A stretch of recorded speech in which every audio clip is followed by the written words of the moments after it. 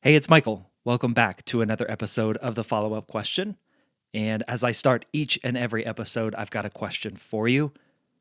What's a lesson that life has taught you that you think should be taught in schools?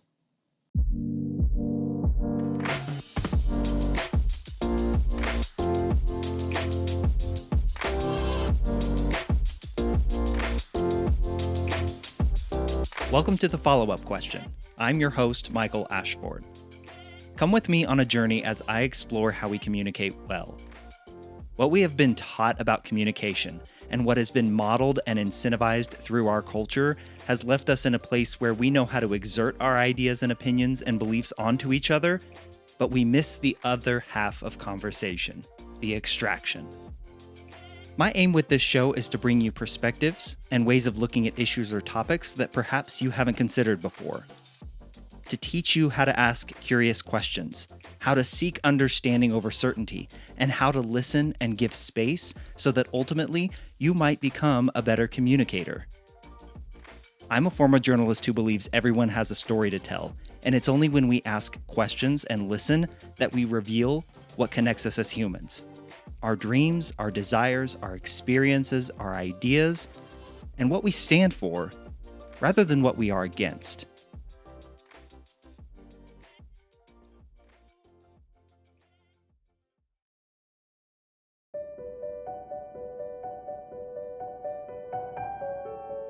If you recall back to episode 108 and my interview with Dr. Kurt Gray, we are all primarily driven by the desire to protect those we love and keep them safe from harm. This instinct affects the decisions you make, the people you surround yourself with, and the way you view the world around you. And then there are those among us who take that drive and make a livelihood out of it. My guest in this episode is Steve Leskovek, a retired nurse who has created a resource to teach teens and young adults valuable life skills that Steve realized were not being taught in schools.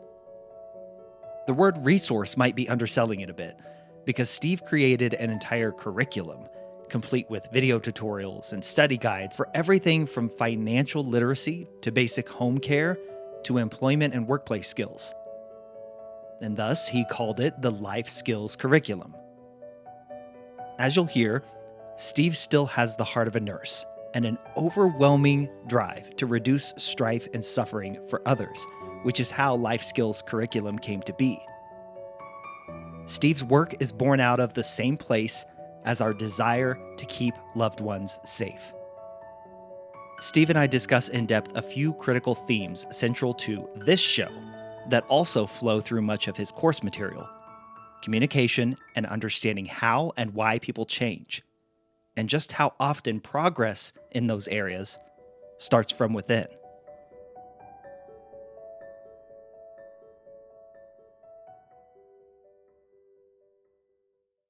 Steve, I think most of us, probably almost all of us, myself included and those listening, have at least at one point in our lives said the phrase, "Why didn't they teach me that in school?" But you went and actually did the dang thing and came up with with a curriculum to do exactly that. I've got to understand, how does someone get to that point where you take that frustration of, gosh, they didn't teach me this in school, and you actually go and build a curriculum around it? How do you get there? How do you do Well, it that? may have involved quite a bit of frustration. It may or may not have involved a few pours of bourbon. Uh-huh. It may or may not have involved listening to people complain and piss and moan about it. So I'm a father of three kids, all in their mid-20s. And even today, my daughter comes up to me and goes, "Dad, I have to write a check. How do I do that?" Because people don't, they don't do paper anymore. They're looking at mostly all digital, but every once in a while, you still have to write a check. For instance, I get a contractor coming over doing landscaping or something. I get a discount if I pay cash. What they do with their taxes and stuff is not my business, but you still get that discount if you pay cash or check. The folks we have doing some other work around, they only take check. They don't take plastic. So you have to write one once in a while. So with that said, I raised three kids, single dad.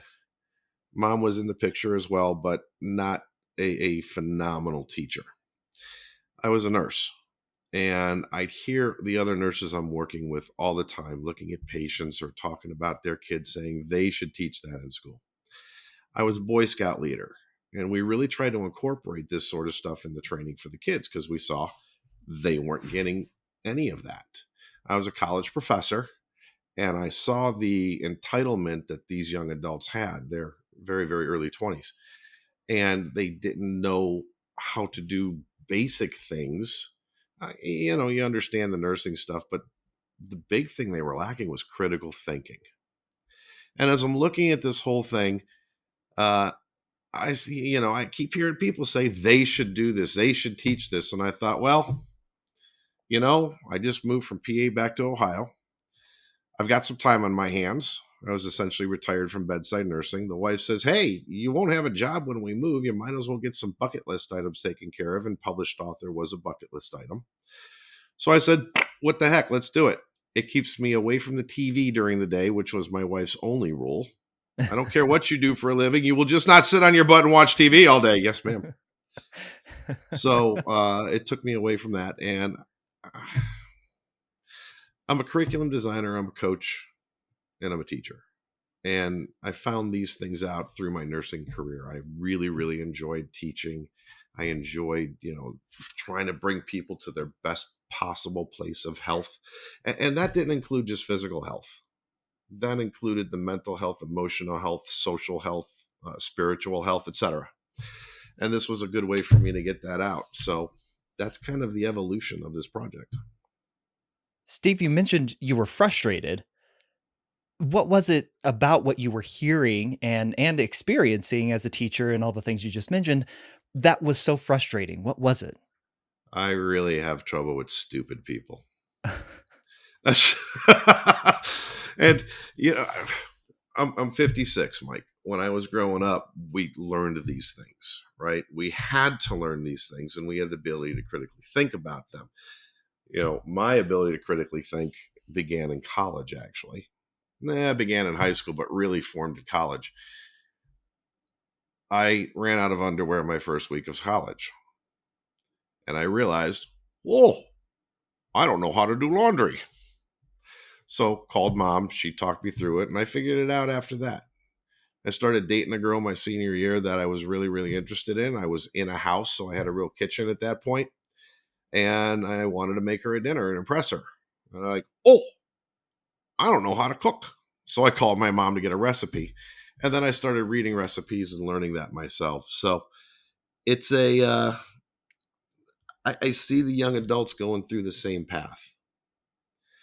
And what frustrated me the most about it is quite simply, they don't have to struggle like I did. They don't have to struggle like their peers. They don't have to go through such a massive learning curve if they can get these skills younger.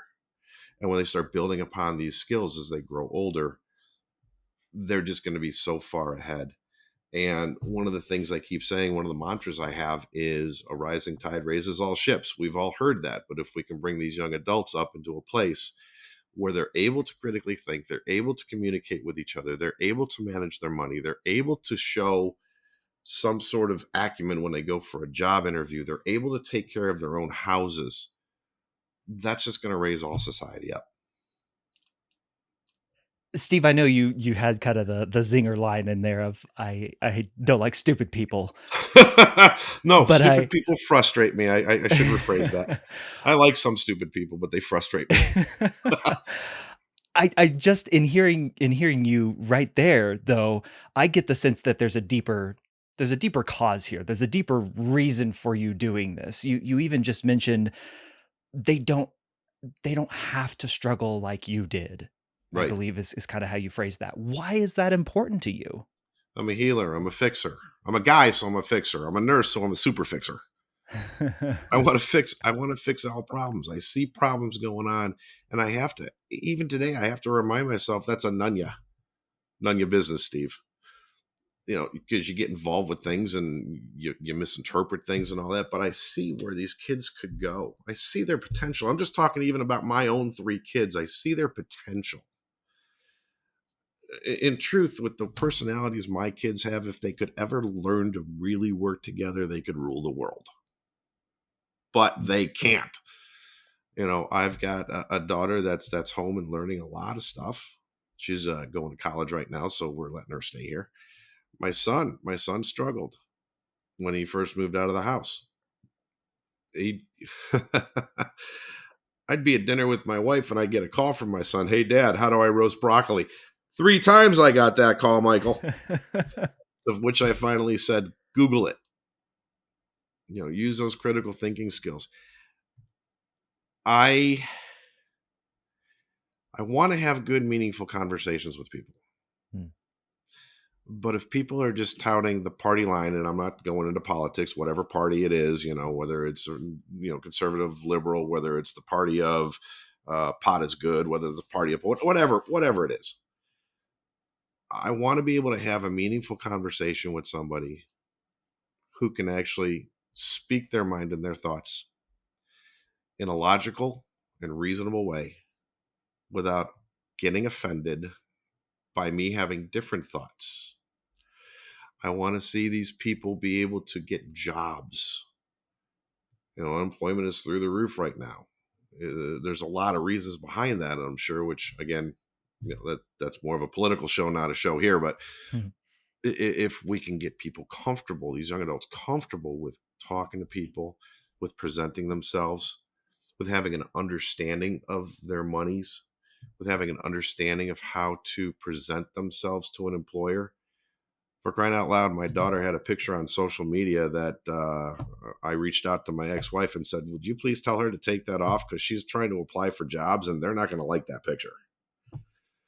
So it's that I just want to see these. I want to see these kids do well. I want to see them survive. I want to see them thrive. I want to see them make it in the world. So that number one, I don't have to take care of them later. Number two, they can take care of me when I'm too old to do it. Maybe that sounds a little selfish, but it's true. As Hey, society goes through, we have to take care of our seniors. I'm taking care of my folks right now, yeah. as well as helping the kids. I am the epitome of the sandwich generation. If I can get my kids to the place where they can do this, if I can get other people's kids to the place where they can do this sort of stuff, then we're not having so much of a burden on my generation. Steve, you called yourself a healer and a fixer. Obviously, you talked about being a nurse, but I'm curious, when did you first get the sense that that was the makeup of who you are? Last week, no, Ah, then you're it making keeps record progress then. it keeps evolving. I got into nursing. I had no idea what I wanted to do with my life. And then the beginning of my senior year of high school, my dad saw a article in a local newspaper. It talked about men starting to get into nursing. And I'm like, I like science. Sure. So that's actually how I started my nursing career. I had no idea what I was stepping into. And as I got into it and then started moving into the critical care areas where all the toys are and the adrenaline rush and all that, I came to realize that I like fixing those problems. And as I'm going through my career, it was probably more like 10 years, give or take, I started realizing that I had a real empathy for people and their suffering. And when I saw a way out of that suffering, I wanted to help bring them out of that. And I had a patient, probably about 10 years ago, 10, 11 years ago, who had a heart attack. And I sat at the end and I spent about an hour with these folks, and they were very, very attentive and phenomenal learners. I said, here's how you're going to change your diet. You need to change your diet. We've talked about what you eat. It is not good for you. Oh, I eat a healthy breakfast. I have 3 fried eggs and 4 strips of bacon every morning. Well, that might fill you up. But Mhm. so I gave them a plan on how to change their diet in a way that they could actually live with and work with. And I'll tell you, that plan was simple. They were eating the highest fat ground beef. Now, ground beef in and of itself isn't bad. It's just when you get the 80% lean, it's not great. So, here's what you're going to do. When you get home today, you're going to start buying the 92% lean ground beef. That's all you're going to do. Now, 3 weeks from now, you're going to incorporate a new vegetable into your weekly meal plan. One or two. 3 weeks from then, you're going to, so it's those slow, steady changes that really resonated with him. 6 months later, the dude comes back into the hospital just to say hi. I didn't recognize him. He had lost 50 pounds based simply on my diet recommendation. Hmm. And, the suggestion for exercise and all that. He did some of that too. But he came right up to me and said, "Do you remember me?" I said, "I think so." And he told me who he was. Like, "Oh my gosh, you look great." He goes, "You're the reason. Thank you for saving my life." Hmm. So it's those moments that really make me do what I want to do. Yeah. It's just that gratification. Steve, we hear all the time of people in that same situation that you just described. They get, for instance, terrible health news. You have to make this change or these You're gonna consequences will die. happen. Yeah. Yeah. And the change doesn't happen. What do you think is missing from what you just described and working that person, that man through those health changes to the point where, as you said, he was unrecognizable? What is missing between and in the gap between that and the person who is in perhaps the same situation and doesn't make the change? I guess the question is, how and why does change happen in your mind, in your Value. experience? It's Hmm. value. What do Please, you value please more? explain. Yeah. Yeah, what do you value more? Do you value having that cup of coffee and a cigarette in the morning? Or do you value being able to walk up a flight of stairs without losing your breath? With the life skill stuff, what do you value more? Do you value being able to take care of yourself, being self-sufficient and self-reliant? Do you value, I could even say, being head and shoulders above your peers, knowing this sort of stuff? Or do you value playing video games, watching TV, going to work and sitting like a lump? You know, where's the value in it? And the whole thing with the health changes is showing that value in a positive way, so that somebody says, "Boy, I can do this, and it's not the worst thing. In fact, I might be better off for it." So where's the value in stuff? Yeah. I have my own struggles in life as well. I got a little bit of a belly. I value some of the foods that I eat because I cook. I'm the one who does the cooking in the house. I value some of those foods. Now, I'm not a big sweets guy or anything, but I value having a pour of bourbon or a glass of wine after dinner. Sometimes I value that more than my little belly. Now, I still watch myself. I still go to the doctors every 6 months. I still get my blood drawn. I still get assessed, and I'm relatively healthy otherwise with a smattering of high blood pressure. But what I'm doing is kind of balanced for me, Mm-hmm. and it works for me. And that's the thing. A lot of people have seen value in the life skills program I created, but interestingly enough, not enough value to want to give it to their kids or this or the other, because it takes effort. Are you valuing the outcome, or is the lack of effort more important to you? Mm. I was going to ask, and you already answered it, what's the value of your curriculum? But I'll ask perhaps a different question then. Sure. And please understand my heart in asking this question, but why So is so this not Michael, just Michael, why I is am this so not hard to offend. It's not. It's silly. Don't worry about it. why are you not just the older man shaking his fist at the younger generation here saying, "Ah, well, you should learn what I learned." Why is this not that? Well, that doesn't work. I mean, seriously, that doesn't work. Who wants to see this old crotchety guy coming at him and going, meh, meh, meh, meh, meh, meh, meh? Nobody wants that. I if I were to come at you and say, you know what, this is a really crappy show. I think you're doing this wrong. I hate your bald head. By the way, I'm bald too. For those who are listening, I was your gonna your say headphones that's look goofy. I love it, man. It's easy to maintain. it is. Your headphones look goofy. I come at you like that. You're going, you know what? I've been doing just fine for however long I've been doing this. I don't. What the hell's he talking about? That's going to slam people down. And again, it comes back to communication. How do we communicate with each other so that we can get our thoughts across to them and be heard? Not well, let me rephrase that. I hear you is one thing, I'm listening to you is another.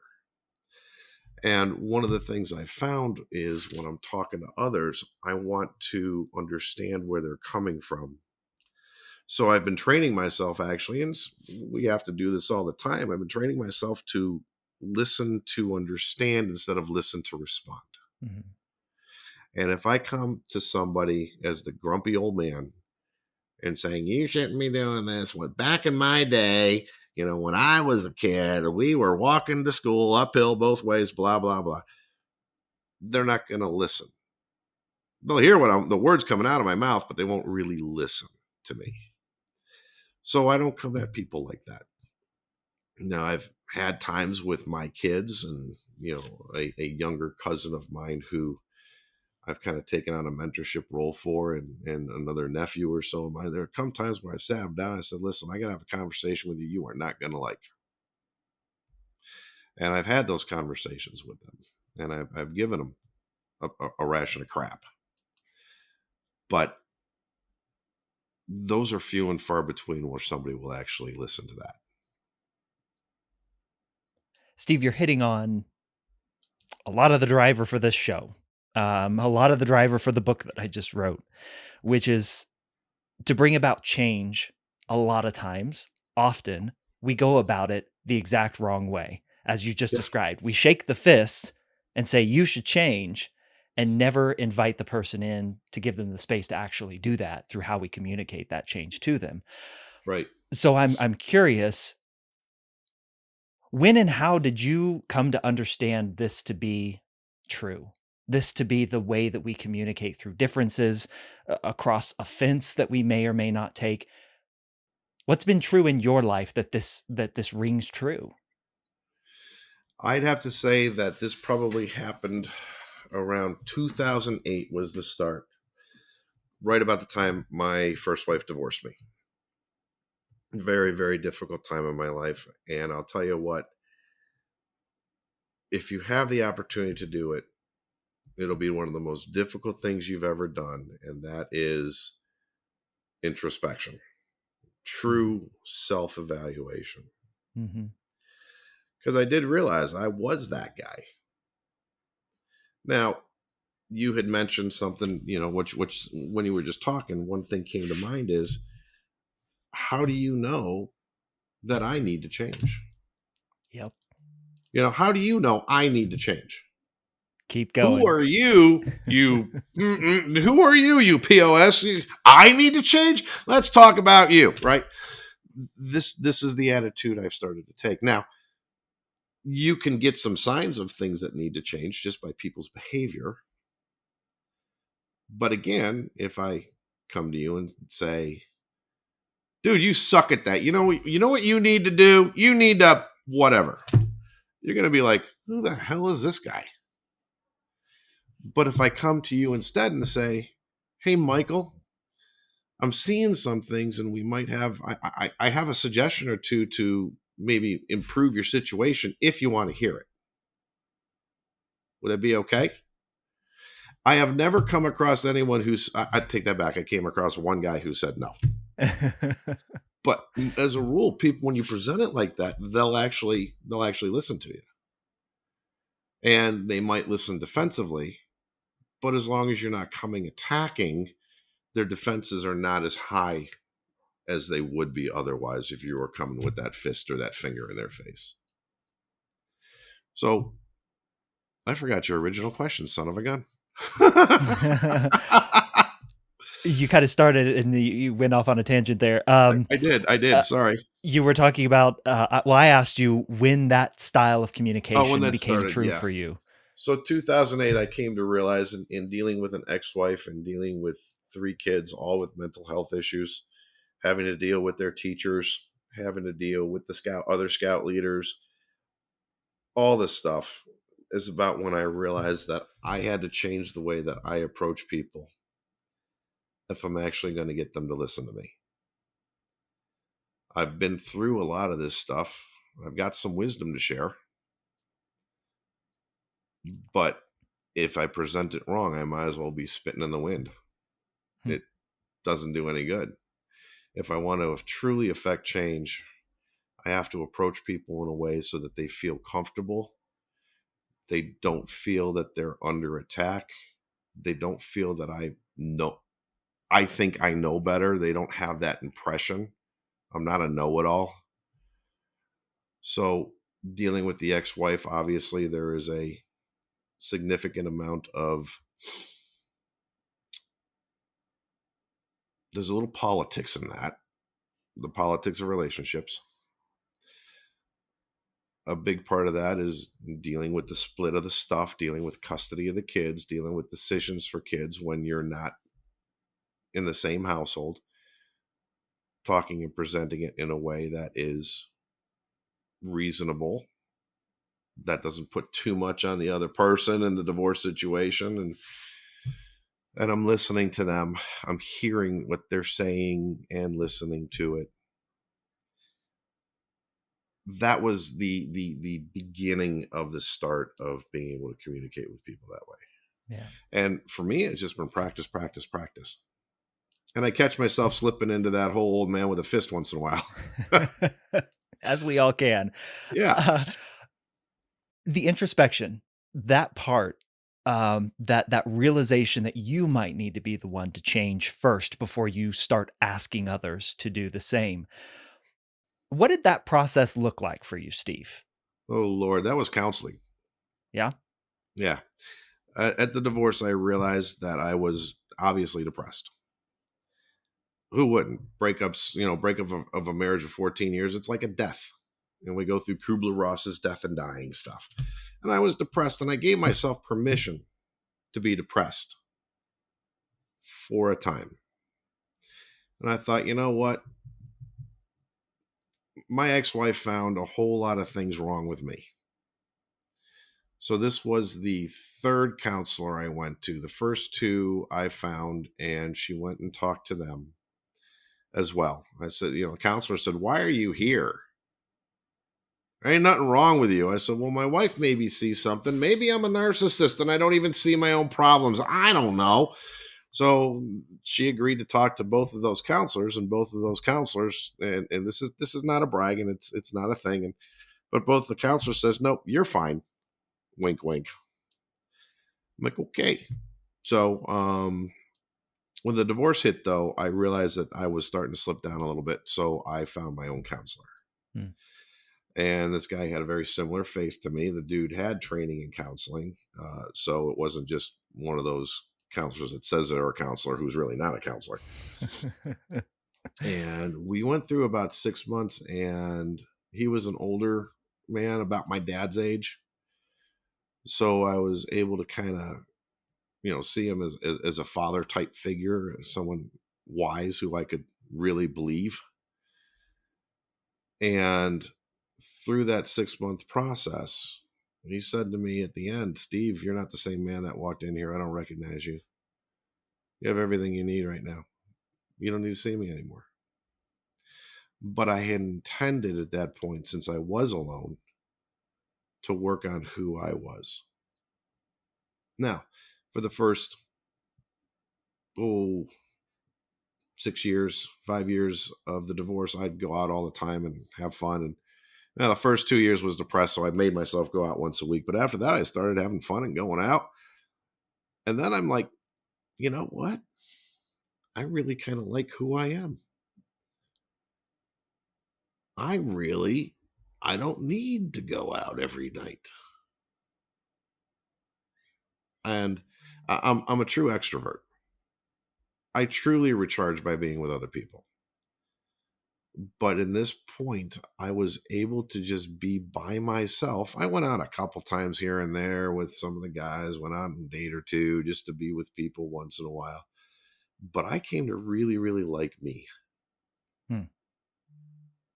So, and when I found out that I really liked me, that's actually when I met my current wife, Ellen, who, boy, did I marry above my pay grade with her. She's phenomenal. But neither of us needed each other. We wanted to be with each other. And there's the vast difference there.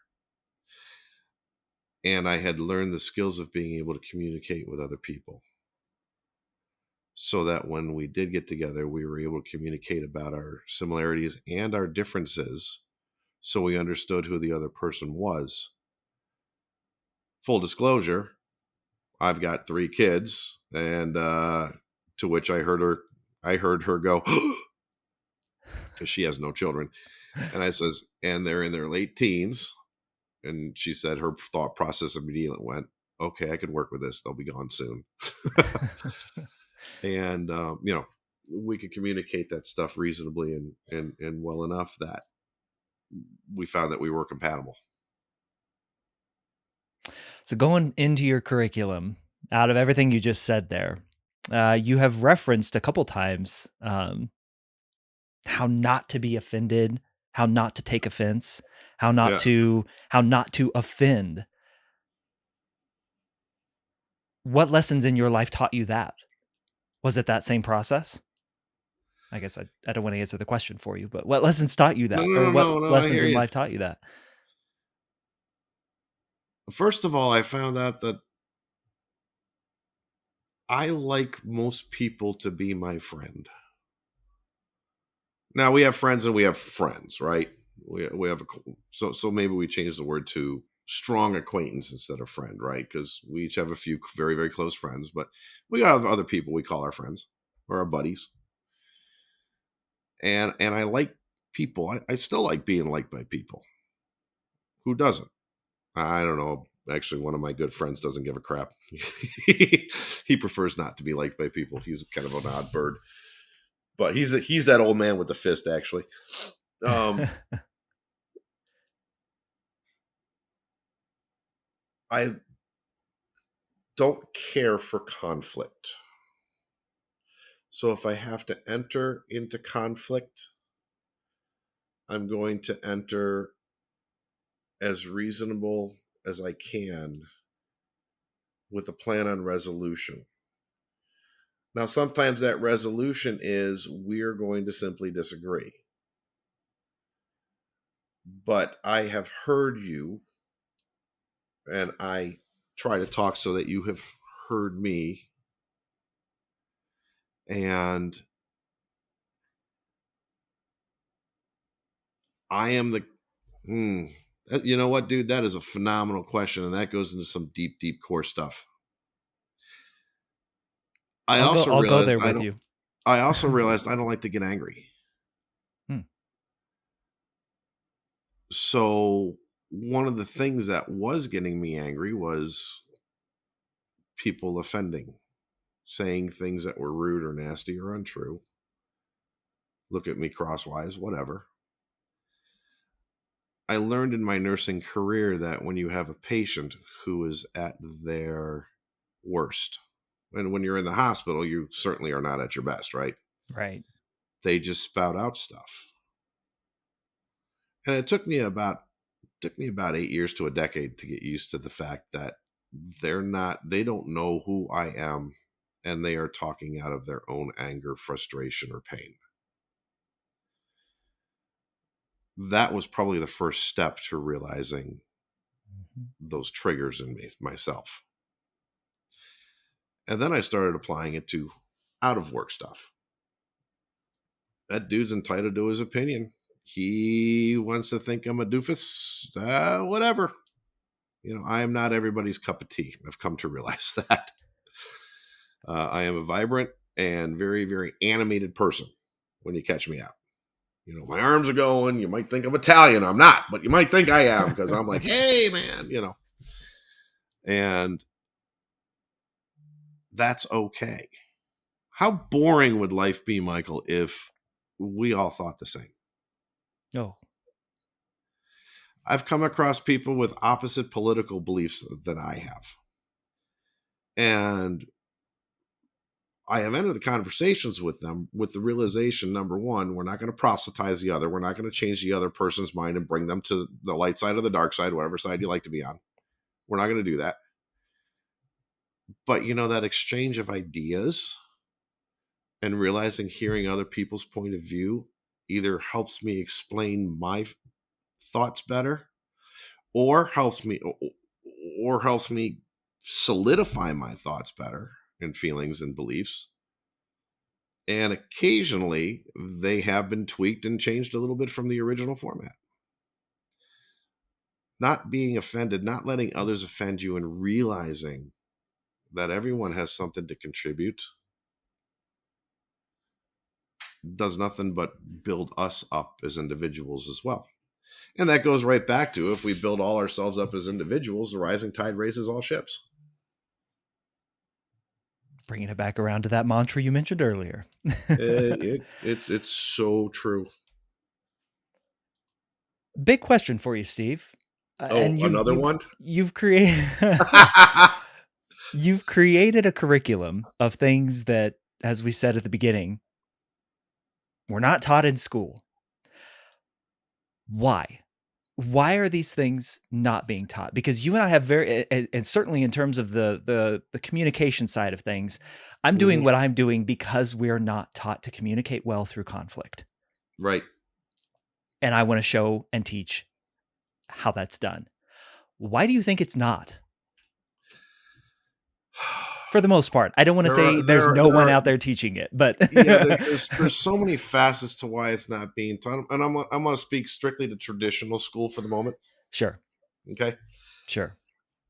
And then I'm gonna move towards the home side of it too. So there's a couple things there. First of all, traditional school, that has morphed. Well, when I was growing up, we had home ec. It was an elective. I personally think it should have been mandatory. Hmm. But home ec is what they called it, where you learned how to balance a checkbook, you learned how to do laundry, you learned how to cook, you learned how to do that stuff. That has gone away, perhaps because of a lack of interest, but more to the point,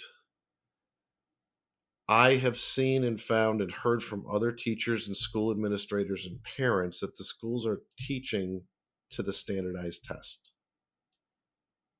Number one. If they have to teach to that test and they need to have the test scores in order to get federal money and things like that, if they have to teach that test, they don't have time to throw other stuff in there. Mm-hmm. Secondly, it it sucks, but it boils down to it's all about the money. They don't want to spend extra money to buy a different type of curriculum and then try to squeeze it into a time slot that they don't have. So time and money. Moving to the home side, there's another complex set of issues here, and I'll just touch on a few of them. I don't think a lot of the parents learned these skills to be able to teach their kids. A lot of parents haven't learned how to communicate and communicate properly. I ran this course, one of the modules is a test, and we ran it actually for a 13 or 14-year-old boy because it was aimed for late high school through college. But we figured, hey, let's test it for younger. So the course they picked, the class they picked was basic home care skills, which involves laundry and cooking and basic house care, right? Mm-hmm. And the woman emailed back and said, I learned stuff. And she's in her 40s. I learned stuff. I had no idea there's a filter in my furnace I need to change occasionally. Oh my goodness. Yeah. So, they weren't taught this stuff and they didn't teach it. They didn't pass it on. It's kind of like a little heritage thing. My grandparents came over from Slovenia. They were in America now. You're going to speak American. My parents never learned Slovenian, therefore I never learned it, which is too bad. That would have been a cool language to learn. The other thing is we have let our kids go so far down the path of being assholes to us. We tolerate so much more from our kids than our parents would have tolerated from us. I see kids talking to their parents if I'm at the mall or at the store, and I'm talking teenagers. I'm telling you what, if I had spoken that way to my parents, I'd have a set of dentures right now because I'd have no teeth left. But you're laughing, but that was my life. We showed respect and we've lacked respect. We've got a serious lack of respect. I think part of it is everybody gets a trophy. Real life is not like that. You're in a sporting event that is a friendly, organized conflict. Whenever you're in a sporting event, whenever you're on a team, that's a conflict. Again, friendly and organized, and we teach good sportsmanship through that, absolutely, but that's conflict there. I think everybody getting a trophy, everybody is a winner, is false in society today. If I am hiring people and I have one opening, there's going to be 4 job applicants, 3 people are going to lose. And they need to know how to work through that loss, through that, oh, I didn't get a trophy, in a healthy way, which, we can cover in offense, we can cover in critical thinking concepts, we can cover that in relationships, which is in the book. And I also will tell you, and for those who are just listening and not watching, I am holding up my cell phone. This is the biggest thing that has caused the most trouble in our young adults today. Because of this, they haven't learned how to communicate, looking someone in the eye, talking to them face to face, reading body language. They haven't learned how to be able to have a reasonable conversation. If you don't know how to budget your money, how can you have a reasonable conversation about money with somebody? If you don't understand how money works, if you don't understand a person's body language, how do you truly try to understand what they're trying to convey to you? All these skills are skills, Michael. I don't know how cell phone addicted you were. You're a bit younger than I am, but all these skills are things that I learned growing up. And it wasn't, I learned them as a lesson. I learned them just because I practiced them because I was there. And that's just the way it was. It wasn't even something I knew I was learning. Unfortunately, now we have to actually, I think, teach these things because they're not innate anymore. Steve, what do you say to, I'll say, the detractor who says, I can order my meals through a meal service. Um, Technology can basically do my laundry for me these days. I just have to throw it in the machine and it does it. I don't need to write a check anymore, or I'll figure out a way around it. Um, like I communicate at work through Slack and Teams, and I'm remote, so these things aren't the way that the world is going. What do you say to somebody who might take that point of view? And there's a number of people who do take that point of view, and quite simply, then what I have doesn't have any value for you. You're bringing it around to what's the It's, value? it's the value. Yeah, absolutely. What I have doesn't have any value for you, and you shouldn't buy it. However,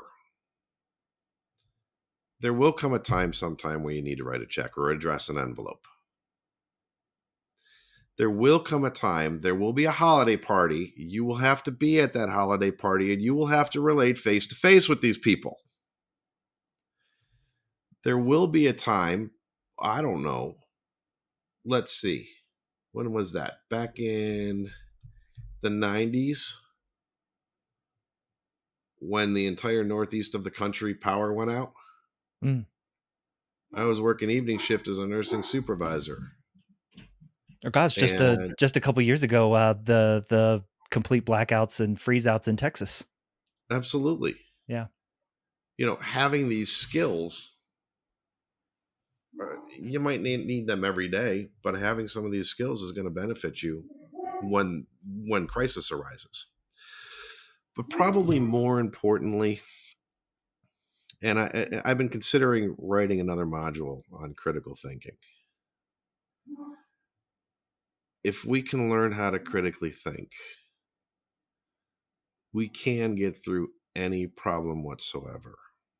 The way I taught my students how to critically think, just to get it started as best I could, I was a clinical professor for a college in Pennsylvania, and I taught junior year nursing students. And I said, okay, why is your patient on this pill? And they go through the history, and I'm like, okay, why do they have that problem? Okay, how does this pill affect that problem? Okay, and then how does that affect that? Okay, how does that affect that? And I brought it all the way down as far as I could just to get them thinking deeper and deeper and deeper. Had one student catch me a couple years later. She says, "Thank you so much for that. I think about that with every pill I give now." And so somebody listened at least. But if we can get the foundation here, what I've got in this program, I'm considering simply foundational. Like a critical thinking class would be advanced life skills. In my opinion, there are others that may disagree with me. If you don't learn the critical thinking through the module I hope I'm going to create, I'll Speaking it tell you, into existence. yeah, that's right. Taking a logic class or a critical thinking class at a local community college, I think should be a must for everybody. I wish they would teach critical thinking in high school. If we can do that, truly, if everybody could critically think, there may be no need for this book. I mean, really, we can critically think, we can figure out how to do a budget and how that works. We can think, well, if I spend my money on this now and I won't have it for this later, oh, I can think 2 months ahead. Okay, critical thinking. If I can have a conversation with you, Michael, and think through the different roads I'd go down as to how I present my information to you to tell you you're doing something wrong, or even to give you kudos. I mean, there's a way to give someone kudos so that they are, number one, not embarrassed. Number two, they don't get a fat head. You know what I'm saying? But there's a way to congratulate someone and build people up in such a way that it doesn't sound like a platitude, that actually sounds genuine. So critical thinking's huge, huge in everything: budgeting, working, finance, communication, especially, which I know is the focus of your program. Personal hygiene care. If I don't wash my body, I'm gonna stink and I'm gonna turn the girls off. Come on, boys. We know 20-year-old boys don't shower, for crying out loud. Come on, guys, get in the shower. Use soap.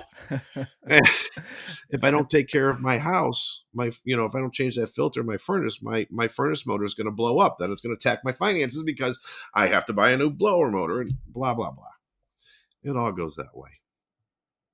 So there are detractors who keep saying this stuff. I've had people say, my daughter said I never write a check until she had to write a check. Mm-hmm. I've had people say I've never had to do a budget. I don't have enough money to budget, until they have enough money to budget, and then they go bankrupt. I rent.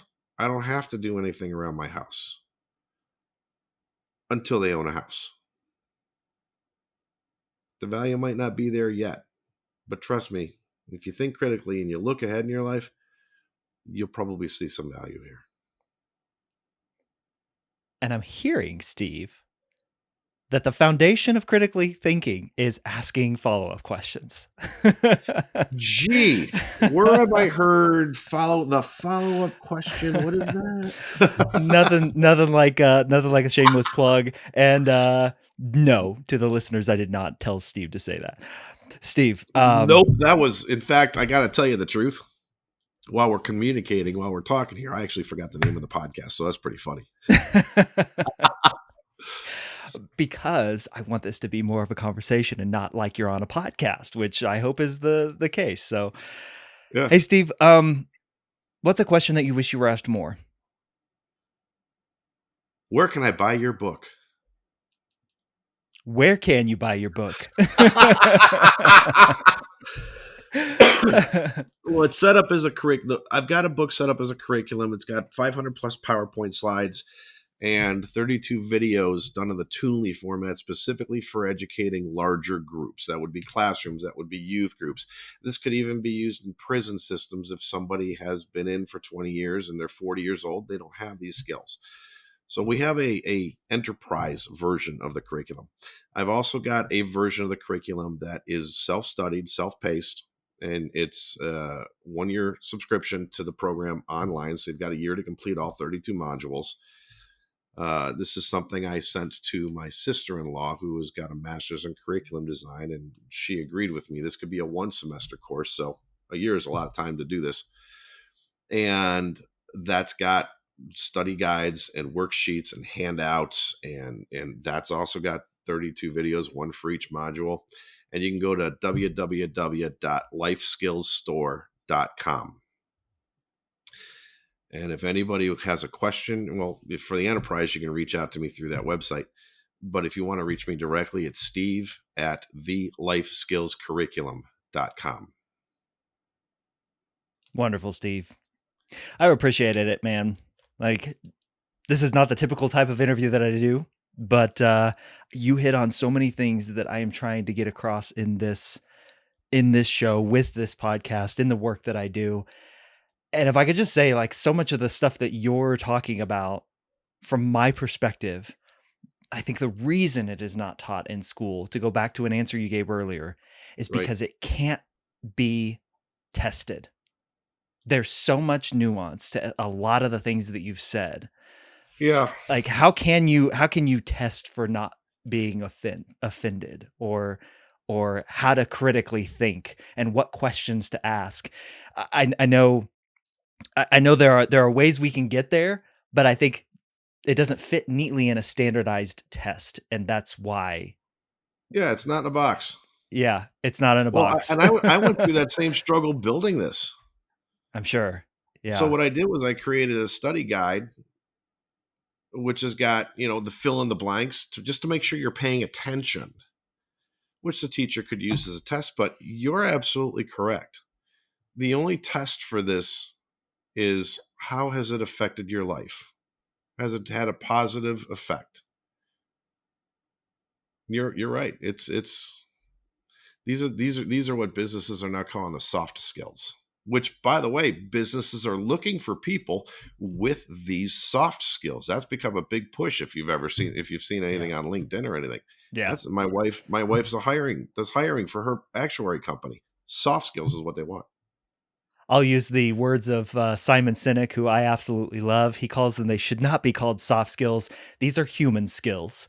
And I think you've put Yes. together a curriculum of human skills, Steve, that I appreciate it. I appreciate your perspective. And thanks so much for coming on the show and sharing with us. You're doing good work, man. Keep it up. Hey man, thanks for the opportunity to talk about it. I love talking about stuff. That's the extrovert in me. There we go. Love it. Thanks so much, Steve. Have a good one, man. So, if I were to ask you the question, what do you value? What things come to mind? How do you stack rank your values? Is that even something that you're able to do? Some of us, I think, have a pretty quick answer to that, and some might need some time to sit down and come up with a ranking or an order of the things that we value most. And for a lot of us, it's going to be pretty similar. As I mentioned in the intro to this episode, back in episode 108, Dr. Kurt Gray said and made the argument that we all basically value the same things. We just happen to rank them a little bit differently. Monica Guzman, who's also been on this show, has also talked about that we come into conflict with people when the stack ranking of our values, or the things that we value more, are not as valued by somebody else. They're still a value. They're still there, but we just don't value them the same. And the reason I bring this up is because, as you heard there in that episode, in that conversation with Steve, conflict occurs when what I value is in a different order than what you value. And that was a little bit on showcase here in this conversation. And I want to make you all aware of that. I really want to drive home that point from this conversation. We value so many of the same things. We just disagree on the order. But that doesn't mean those things aren't important to us. And when we can move past that in conversation and in communication with each other, then we can get to actually solving problems. We can get to communicating on the specific issues that are right there in front of us. And rather than this back and forth disagreement on if something is valuable or not. If you buy into the belief or the notion or the idea that we all value essentially the same things and stack rank them differently, it's a different conversation, isn't it? It's a different conversation than believing what I value, you don't value, or what you value, I don't value. It's a very different approach to conversation that we would all do well to be more aware of as we go into especially difficult conversations. So I want to thank Steve Leskovek for joining me here on this episode of The Follow-Up Question. Please do me and Steve a huge favor and share this episode with anyone you know who might find some value in the conversation that Steve and I had. And if you know anyone in your network, share the podcast with them and share the conversations that I'm having with the incredible guests like Steve each and every episode, and subscribe so that you never miss when a new episode drops. If you would ever like to get in contact with me, you can always email me at michael@thefollowupquestion.com, or you can go to my website. It's michaelashford.com. Those links are in the show notes, and you can reach out through my website. I'll catch you on the next episode of The Follow-Up Question. And until then, keep asking questions.